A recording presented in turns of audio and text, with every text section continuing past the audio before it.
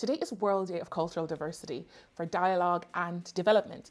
On the 21st of May, every single year, UNESCO leads this celebration, and it highlights the richness of not only the world's cultures and how beautiful they are.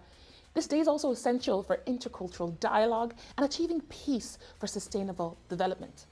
Some people, myself included, struggle when communicating across cultures, but don't worry, I got some tools for you. I got you in this video.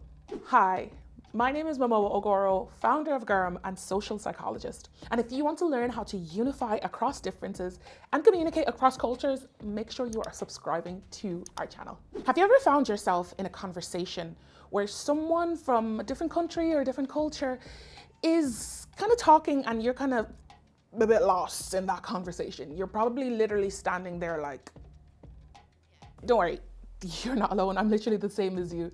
And I'm going to share some tips with you and that's how we can actually create initial steps to bridging across cultural differences, particularly when it comes to communicating with people from different cultures and backgrounds, so we can have that dialogue that's intended for today. And for those of you that know me, I have my subtle plugs every single time. GORM actually do facilitations, trainings, and workshops when it comes to intercultural engagement, intercultural competence, and communication as well. So if you want to go deeper, give me an email, give me a buzz, look at the description down below. We got you.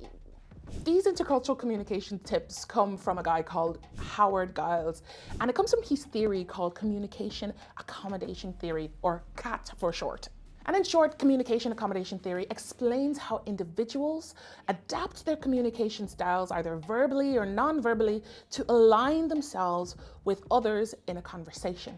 Firstly, communication accommodation serves a purpose. People tweak their communication to gain the approval or make interactions more smoother and easier for themselves, particularly when it comes to people from hugely different cultures and backgrounds. They can also do it to gain a positive self-identity and also make collaboration and creativity even better when it comes to engaging across lines of differences.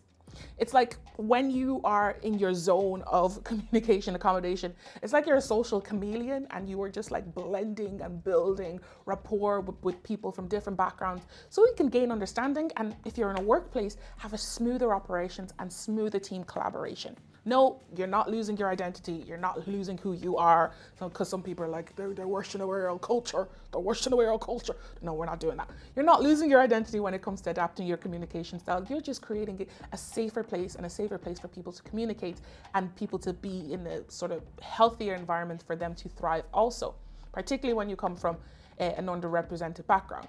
This theory, communication accommodation theory, works in two ways. So it is either conversion or diversion. Convergence is when we kind of adjust our communication style to match the other person's style, like picking up their tone, their cues, their phrases. Like my co-founder in GORM, she's Muslim, and sometimes she says things and I'm just like, inshallah, inshallah. And I say, alhamdulillah, alhamdulillah, and I don't even realize that I'm doing it. But that is a way of adapting your cultural style to pick up the cultural cues of a different culture or religion to kind of make that person feel more comfortable. It's a way of convergence.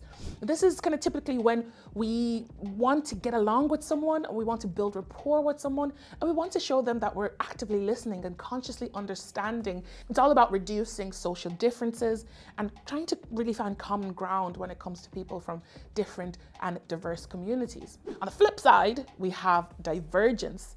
This is when we want to emphasize the differences and we want to maintain our group's identity or our individual identity and insert that difference.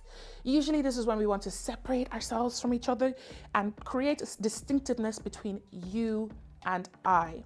Of course, when we want to actually unify across difference and we want to actually engage across lines of difference and create a space for intercultural dialogue, we actually want to move towards that space of convergence rather than divergence. Again, I will say convergence is not losing your identity, losing your sense of self.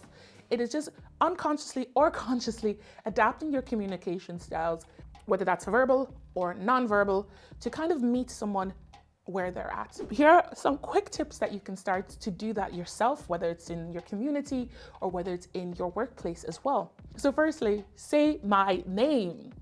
This is so important. A lot of us don't realize that your name is a huge part of your identity.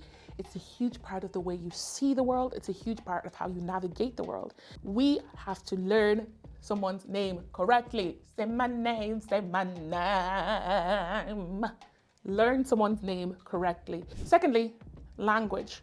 Obviously, we're not going to be learning an entire different language, but understanding little language cues, little language phrases, particularly when you're in a team environment, having little language phrases from somebody that may come from a minority community, or maybe come from a different country, or come from a different culture, learning subtle little things in terms of their own language can really have them feel seen, feel heard, and feel understood, and have them want to have both of you come together across those differences. And then lastly, but not least, holidays. A lot of people do not observe Western holidays like Easter, like Christmas.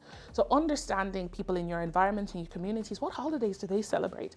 And understanding that those holidays are just as important as Christmas to the rest of us, or if you celebrate Christmas yourself, you'll understand. If that environment is very culturally diverse, is super important when it comes to creating that convergence in your communication accommodation. So those are some simple tips to get you going when it comes to creating a space of convergence and when it comes to unifying across those differences. Again, today is World Day for Cultural Diversity, for Dialogue and Development, and understanding the different cultures, the different backgrounds, and the different communities that exist in your environment, and using ways so you can unify with them has a space where we can actually create peace and we could create solidarity between our communities. So I'll see you when you're starting.